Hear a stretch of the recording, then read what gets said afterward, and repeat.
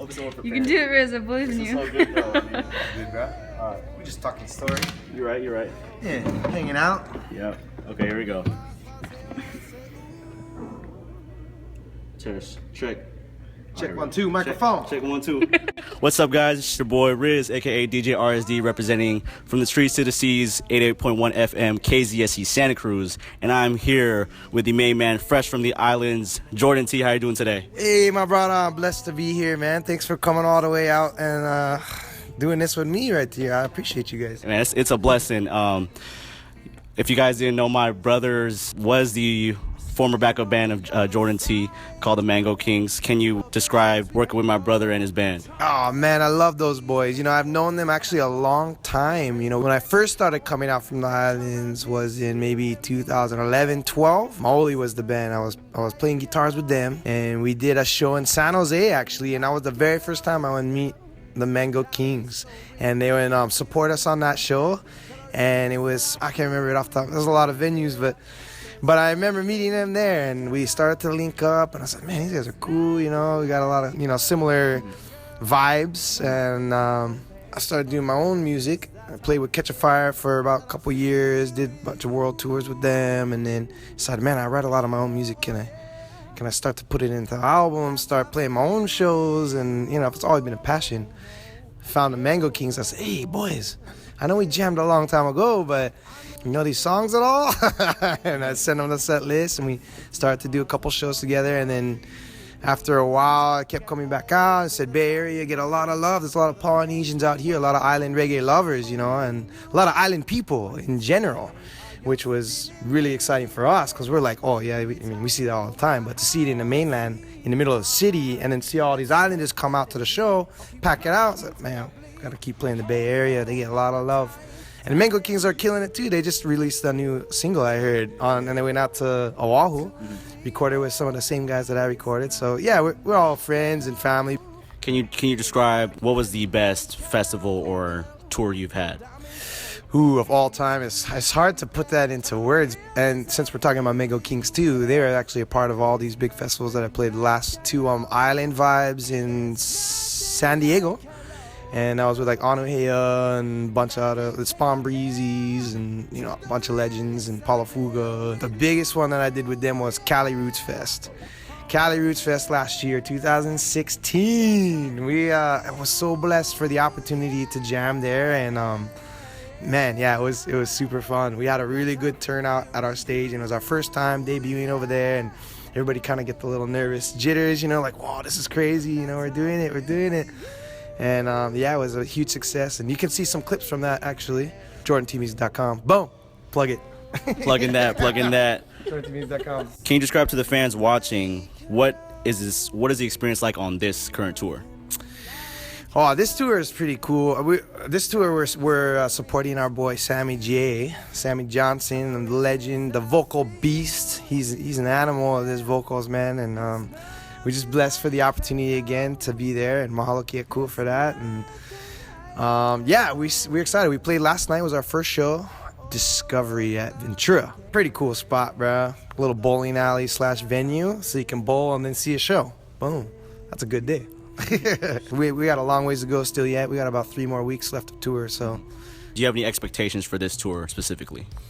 Yeah, you know, I guess I always kind of want to grow more. You know, with every experience and everything that we do, we always want to make sure that we're growing and learning lessons. And this is a good learning experience for us. I get to learn from Sammy J's camp and see how how he takes care of himself on tours, and just kind of learning wisdoms from people, and also becoming close. And when you're on the road with people, you see it every day. So you see them more than your family, guaranteed. So they become your family. So as we get to know each other, you know, hopefully we'll get a couple songs out of it, and I really would like to do some collabs with Sammy J, and maybe look out for a collab Sammy J, Jordan T in the future sometime. Later this year, I'm gonna link back up with Catch a Fire and do maybe some international tours with them again. My album just dropped, or is dropping. I just finished it, so. Is that Bridges? Yeah, Bridges with the Vibes. We decided to call it Bridges. Real slapper. Watch out. I'm excited to show the rest the rest of the songs, like, yeah, you guys gotta check them out when it drops. Bridges with the Vibes album. It's gonna be sick. I just picked out some specific ones. Have you thought about collaborating with The Green, 3+, House of Shem? I mean, this is artists I listen to. Yeah. And my brother's band, the Mango Kingz. Have you thought about? Oh, I mean, yeah, I definitely would like to, you know, if the trade winds is right and all the situation line up. And I would love to, yeah, do some stuff with all those guys. And, yeah, eventually. Look out. Look out once again. It's coming. Fire is coming. Anyways, you mentioned real quickly that this is your family. Do you miss like your family back home, or do you miss like where you're from? Yeah, it's a mixture. I definitely miss the people. Yeah, Kirkland, Washington is in Seattle. Kind of, it's near Seattle, but it's not. Shout out Kirkland. Yeah, Kirkland, the 206, and then also the 808 Maui side is where all my dad's side family's from, and yeah, I miss the islands. Obviously, when I'm away, the warmth, the surf, getting down to the surf, get to surf when I'm home, and yeah, the laid back, like, just lifestyle, you know, get to cruise, get rooted and grounded, and do some like meditation, get the soul, mind, and body all together so we can go back on tour and spread aloha and love, man. That's it. Where were you born? And I know you mentioned growing up in Oahu and Kirkland, but Maui. I'm sorry. Correction. Yeah, all right, different island, all right. different Let's. island. All right. I messed up. Let's rewind. Okay. All right. Talk about growing up. Here we go. Yeah, Where were you born? Where'd you grow up? Here we go. So I was actually born over in Kirkland, Washington. So I'll tell you the story. So my mom, she's Dutch, so I'm Hapa blood. So I got mixed ancestry, a little Austronesian, Ilocano inside of me, and then I got I'm Ilocano too. Yeah, see, you know what's up, brother. You already know my brother. Yeah. So my family actually migrated from the north end of Ilocos Nortes. That's where my dad's from too. Is it really? Did my brother tell you that? Yeah, I think so, actually. That's pretty crazy. That's pretty nuts. And they migrated from there to the Kingdom of Hawaii in Maui, and they worked the land over there, the pineapple fields, cane fields, since like 30s, 40s. So they've been over there for a while, and my dad grew up over there.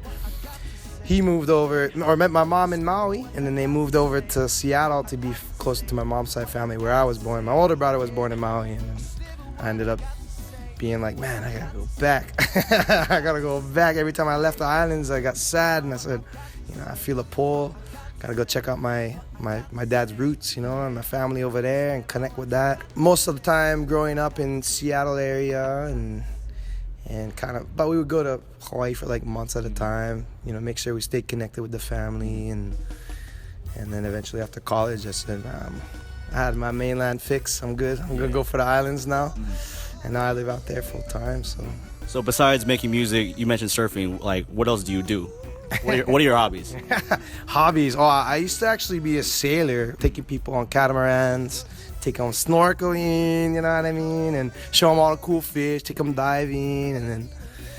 So I love real quick, my brother told me you sailed from Oahu to Maui. He said Rev said that. Is that true? Yeah, that's super funny because I just talked to him the other day, and he mentioned that too. And yeah, I sailed from Maui to Oahu actually, and back, and on my buddy's boat. We said, hey, you know what? I got some buddies out there, and they're doing some shows. Let's go check them out. Why not? Why don't we just sail? So we had the winds were right, and yeah, I was excited, bro. I like to sail, diving, surfing. Everything, mostly water sports. I quit my gym membership.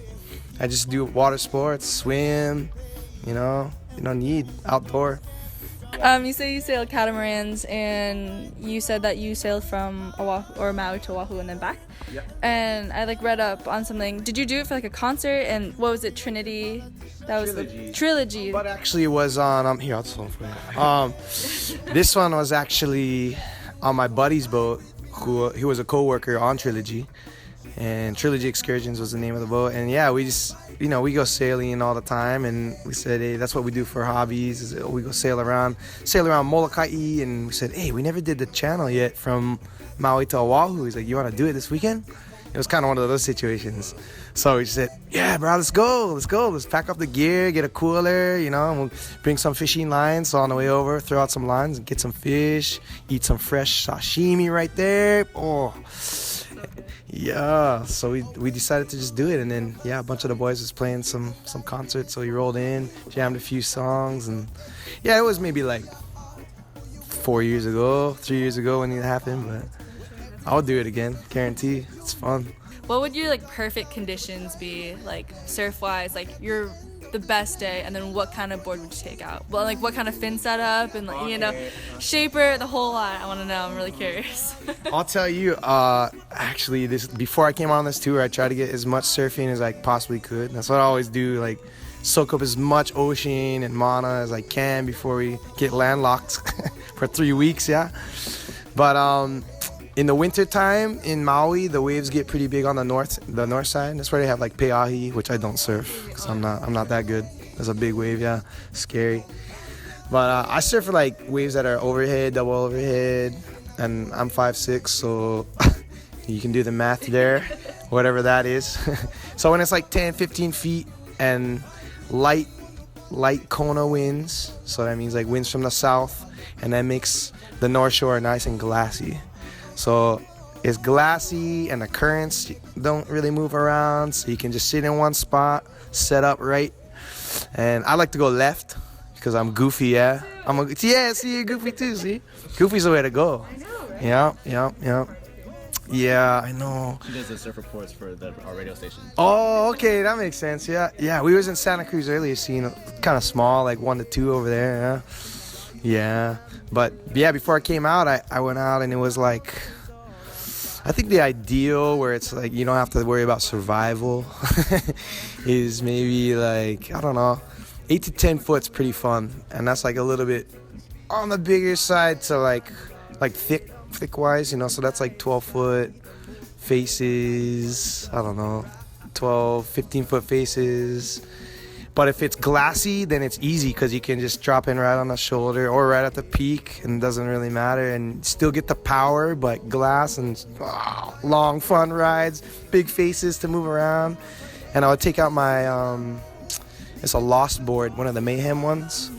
I have the combo setup, but I use 3 fins, 5'10", and a little bit wider, a little bit thicker, so you can actually paddle into those thick waves, yeah, with being a short board. I like fishtails, but sometimes on those waves it's better to have like one thruster kind back with, or maybe like a swallow, you know, maybe a couple pins in there, and that way you get the speed, yeah, you get the speed going down if you gotta outrun the sections. And I don't know, I talk like I'm a professional surfer, but I just do it for fun. Well, we have like a ton of questions. What is the first thing that catches your ear? The groove, yeah, definitely the groove. I'm huge on groove, I guess. You know, like a rhythm. You know, rhythm is everything. If you get your body to move and do like body circles and stuff, then you know, like, okay, that's a good start. I saw that song Rhythm with Jameer Morgan. He was out here at the Catalyst a couple of weeks ago. You have anything you got to say to Jameer? That's right, my boy Jameer. I'm blessed to be able to work with him and have him on the track. And yeah, that guy's doing great things right now, and he's working with a lot of great guys. He was on tour with Bugs, yeah, that's right, over here. And yeah, we got some music videos coming out with him in the future, but big ups to that guy. He's a really good guy. Good camp too, so blessings, yeah. So what is the process of making music? So how long does it take to make, write, and produce your music? It all depends, you know, because as an artist, you want to make sure that you're giving your 110%, you know, and not just like, oh, I'm here, I'm going to play a show, or here, I'm going to write a song just so I can put it on the radio. For me, it matters the message behind it. So sometimes the message come really fast. I get inspiration and say, I want to tell people this. I have to struggle through something in order to really learn lessons and get some inspiration. And this album's taken me a couple years in total, but I've been doing it from all over the place. So I get people from Australia on it, people from Jamaica, people from Oahu, Maui, mainland. That can take a long time, you know, to set all those things up and schedule things with all the musicians that I wanted to get on that album.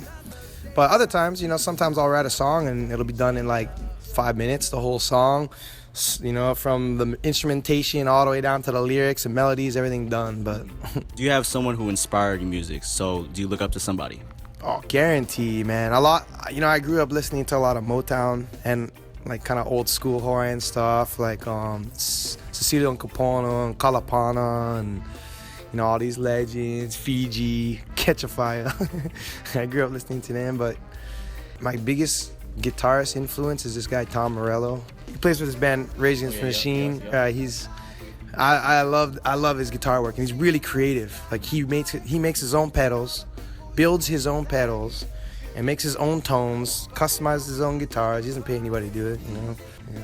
What is your process of choosing which songs will be on your albums? I think it's gonna be different every album, but for this particular album, my newest album, I really wanted to get a variety. I wanted it to be versatile. I wanted to show a lot of different parts and aspects of styles that I've worked in and with, and also different people that I've worked with, what I'm capable of and where I'm planning on going. All right, everyone asked me this question, and we get in a huge argument here at Santa Cruz. So, is it ukulele or ukulele? Well, I guess if you're in California, it's ukulele. But if you're speaking the real, like how they would say it in Hawaii, ukulele. And the reason why they say ukulele and not u, because the letter u in Hawaiian is pure vowel. So they say, when you see u, you say u. Instead of over here, you would put two O's together, yeah, and then you say ooh. But over there, yeah, the U sounds like ooh. So ukulele is really the one, I would say. Gotta educate Jordan T, educating people out here. Yeah, dropping some wisdoms now. So reggae music has been experiencing a resurgence in popularity. Many people say artists like you are the driving force of island reggae. They say you are a household name. Do you have any comment towards that? Man, I would say I feel very humbled and blessed to be a part of that movement, because without the people believing in that, I wouldn't be here sitting talking story with you right now. It's a long way away across the ocean, so I think it is really important, and politically too, and socially, culturally, you know, represent a lot of the island people around that don't know how to represent themselves necessarily. And island reggae has that good vibe feel that, you know, it's hard to shy away from. What is the favorite song you've ever made? The favorite song I've ever made is probably the one you won't hear. I don't know. Nah, I don't know. The track Sunset Tonight definitely got received really well around wherever it was. Number one in 2013, correct? Yeah, it was crazy, man. You just never know, too, you know. We write a song and then you record it, and then it's like, oh yeah, that sounds pretty cool. I like the vibe, and then, you know, you give it to people and you never know how they're gonna receive it. So my aloha being spread around, and the aloha of the people and the music. And if there's one thing that you want people to know about you, what is it? One thing. Gotta narrow this down, yeah. All right, we'll say that. We'll say that for after. No, I can't. I got you on this. Okay. One. If there's one thing that you know about me when I leave here, is that, you know, make sure to love people harder than hate people, because there's a lot of hate already going around in this world. And man, the aloha, that's what our message is through the music. And the music is that international message and language. Connect with anybody, no matter what language you speak. You can still feel the love and aloha. So yeah, I would say the main thing. Give thanks. I think the important thing is to just rep your story. You know, and for me, like, I have a mixture of stories, so it's never just one side or the other, and that helps me connect with a lot of people around. And I think the main thing is trying to find commonalities between musicians and people, and being authentic. I think authenticity is a kind of a lost thing in society. There's a lot of plastic, you know, a lot of plastic things in this world, a lot of fake.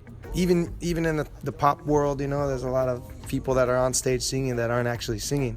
It's important to know where you come from and to trace your roots and know where your family is, and that way you have a place to start your identity. If you're feeling like you don't belong, but you do though, because there's a lot more people out there that are similar to you than are different. But it's a matter of finding that, you know what I mean? And I learn about all different cultures, and I enjoy that. Anthropology, studying, you know, Hawaiian history, studying the history of my people, studying the history of my mom's people, you know, other people. It gives you an idea of how small this world really is and how connected we really are. And when we realize that, then we'll stop doing this whole me and you, and it'll become a we situation.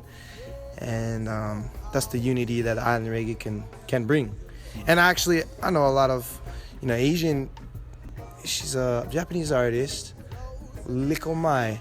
She does reggae, and she kills it, you know, and she works with a lot of people from Hawaii too, and make sure you don't worry too much about what people think. Because there's always going to be, no matter where you go or what you do, there's always going to be somebody that doesn't like what you do. That's a guarantee. So if you start there, then it's only up, right? That's how I see it. So I don't have to worry about those guys. I worry about the people that say, hey, I want more. They'll say, okay, I'm going to do this for you. Can't get anywhere without hard work. Gotta grind, yeah. All right, last question. Yep. So what materials do you use for your hair? It's real long.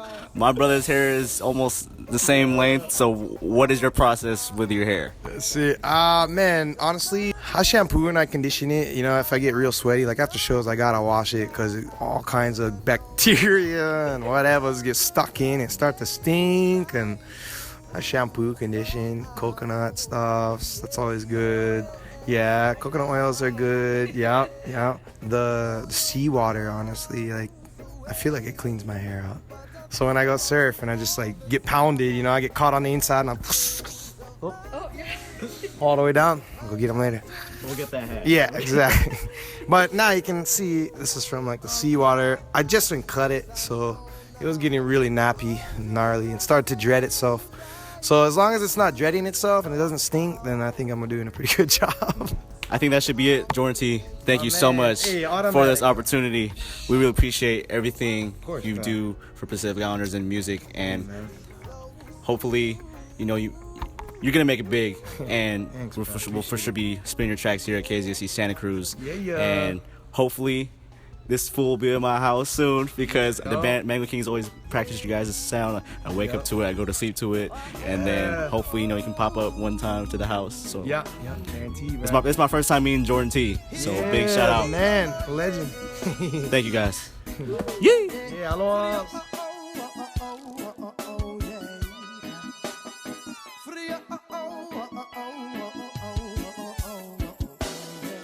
Put these games on the side and watch the sun.